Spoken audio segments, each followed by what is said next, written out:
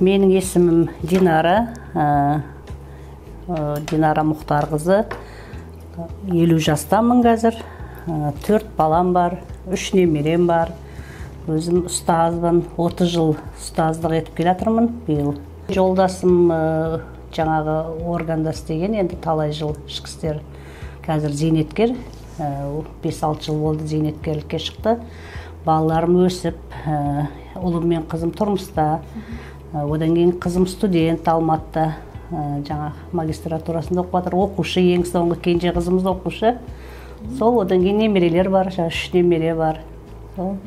30 жыл болды. Осы бастауыш сыныпты бітіріп, бастауыш сыныпта сабақ беріп отырмыз. Жақсы ұстаздық еңбек еткен қаншама шәкірттерді шығарып отырмыз. Кішкене денсаулыққа неғып отырмыз. Енді ұстаздық жолда небір жетістіктерге жетіп жатырмыз. Өмір несімен жас келемізде білген жоқпыз енді ол қандай ұстаздықтың әсері ме, басқаның әсері ме, денсаулығымыз мықты болатын. Енді қазір міне осы 3-4 жыл болды ғой, кішкене денсаулық кезінде ота жасаған маған. Осы қыздарым босанған кезде жаңа кесік жасаған, операция жасаған ғой. Содан бастап бұзылды ғой денсаулық. Енді ұстаздықтан деп ойламаймын. Сол өмірде енді жас келе ақырын шыға бастайды. Әйтпесе жақсы басқасы.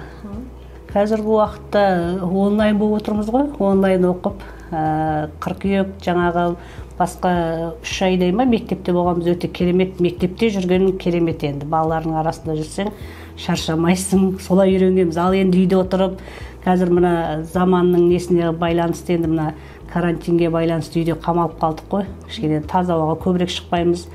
Мына балалардың сабағын компьютерден, соткадан қараймыз, соның бәрі зиян болып жатыр ғой. Әйтпесе сол міне енді қазір кішкене денсаулық солай менің соткадан ба, неден ба ұйқыда бұзылып кішкене дұрыс болмай кетті кейін кез. Енді ертеңгісін таңнан 7-де тұрамыз. Сабақ басталғанша бала-шағаның тамағы бар, несі бар реттеп алып, сағат 8-дерде, 8:30-да уже балаларға тапсырма бере бастаймыз. Сағат 9-да, 8:30-да, 8-де дайындаймыз, балалар қазір 9-да сабаққа кіресіңдер деп. Мектепке барғанда керемет еді ғой, одан да ерте. Енді сомен 9-дан бастап бересің сабақты, сағат 1-2-ге дейін тапсырманы. Арасында балалар жаңағы жіберіп отырады, оны тексеріп отырасың тапсырманы. Сомен кешкі сағат кейде 9-10-ға дейін тексересің. Одан кейін ертеңгі сабағыңды қайта дайындауың бар. Мұғалім болғың келмей кететін шығар. Қазіргі жастардың бір шетінен қашатында сол ғой.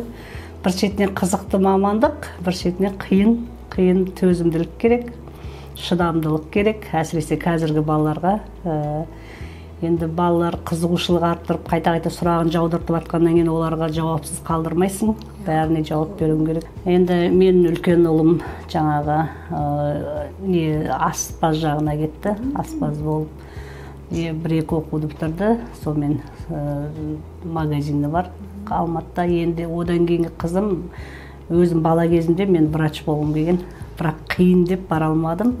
Ол қыз жаңағы сол дәрігерлік мамандығын таңдап, биыл бұйыртса соңғы курсын оқып жатыр, 7-ші жылын оқып жатыр. Арасында тұрмыс құрды, кішкентайлы болды. Биыл бұйыртса дипломын алады қолына. Одан кейінгі қызым менің жолымды қуып, енді жаңа Казгуды бітіріп, биыл несінде магистратурасын оқуға түсті.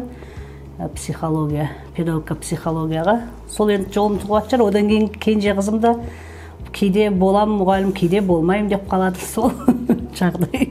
Енді уақыт көрсетеді оны. Қазір балаларға не айтамайсың, әрі өздерінің қалауымен өзінің сүйген, атқан жұмысына барған, оқуына барған дұрыс қой. Менде енді әйел адам жаңағы мүмкін операциядан кейін ба, миома, киста деген шығып жатыр ғой, солар болған. Сонан кейін жаңағы мазалап, қайта сонымен қаралып, бірақ ем қолданбағам.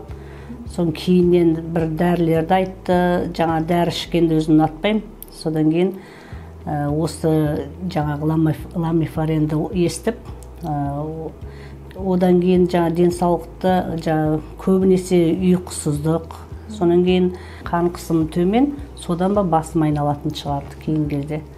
Оның алдында қызды кесарево жасалды, жаңа босандым.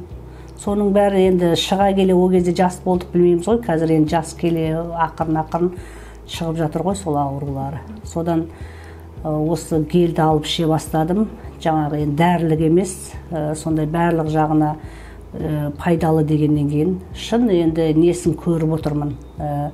Жаңа результатын дейді ғой, көріп бұрынғыдай жаңағы ұйқым тыныш қазір. Содан кейін қан қысым түзелді, әйтеуір басым айналған қойды. Өзімді ширақ керемет сезінемін енді кейін кезде. Содан кейін шаршамайым бұрынғыдай. Бұрын шаршап, тез жаңа болдырып сөйтіп қалатын. Қазір енді жақсы, өзім жақсы сезінемін. Сол 2 жыл болды.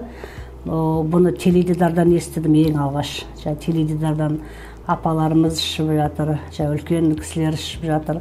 Содан кейін керемет емдік қасиетін естігеннен кейін көрейін деп, дәрі-дәрмектен не болғаннан кейін, дәрі емес бұл, табиғи қоспа, жаңағы өзіміздің теңіз балдыры дегеннен кейін сол пайдасын естіп, бір шетінен жаңағы йод жетіспейтін адамдарға да үлкен көмегі бар. Енді қазір біз жақта сол ғой йодтың жетіспеушілігі, біз Қазақстан жақта көбінесе адамдарда кездесіп жатады. Сондықтан осы гельге көштім. Керемет, ертеңгісін аш қарында, тамақтың алдында жарты сағат бұрын ішіп аламын. Кешке жақын тамақтың алдында сумен жарты сағат, дәмі ешқандай ашты да емес. Маған ұнады. Емдігі, содан бері өзімді өте жақсы сезініп жүрмін. Жаңағы теледидардан көргеннен кейін өзімнің осы жақта құдағиым заказ беріп жүр екен, сол кісі айтып ең алғаш маған. Содан кейін қыздарым Алматыда оқып жүрген кезінде алып келді. Оны 2-ші рет берген кезде өзім заказ бере бастадым. Сөйтіп ала бастадым. Міне 2-ші жыл ішіп жүрмін. Әлі осы уақытқа дейін үзбей ішіп келе жатырмын. Мен өзі дәрігерге де көп бармаймын, шыны керек. Содан кейін оның үстіне қол тимейді ғой. Мұғалім көбінесе қыста сабақ беріп жүрсең, ойлайсың, осыдан көктемді каникулға жетсем екен, сол кезде қаралам.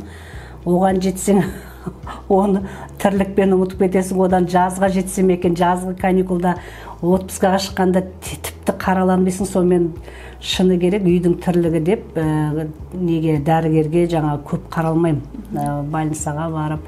Содан кейін осы үйде одан да осы жаңағы ламифаренді бергелі бері ұмыттым шын дәрігерге қаралуды, жаңа баруды, өзімді жақсы сезінгендіктен үйде емделіп жатырмын осы.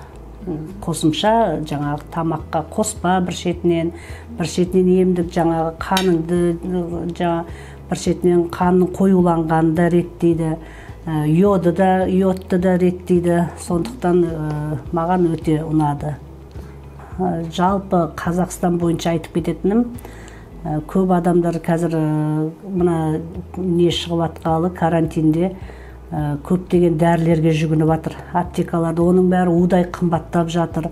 Одан да осындай табиғи өзіміздің жаңағы Қазақстанда неден әкеліп Қазақстанда өңделіп жасалып отырған ламифаренді ішетін болса, мен мысалы енді өзім ішіп көргеннен кейін өзім жаңа пайдасын қандай нелерін жақсы нелерін көріп отырғаннан кейін басқа кісілерге де бәріне осыны ішсе деп жаңағы айтамын. Ал енді өндіріп отырған бізге осындай гельді жасап беріп отырған жаңағы ламифареннің сіздер сияқты міне атсалысып әрқашан халықтың елдің денсаулығын ойлап жүрген қыздар аман есен болыңыздар. Осындай жаңағы емдік адамдарға көмектесетін гельдеріміз көбейе берсін. Жаңа неше түрлі қазір шығып жатыр, қандай түрлер шығып жатыр жаңадан, мысалы соның бәрі әйтеуір тек қана адамдарымызға денсаулық әкелсін. Сіздерге де мол табыс тілеймін. Аман есен шапқылап жүре берейік. Заманымыз тыныш, бейбіт күнде өмір сүрейік.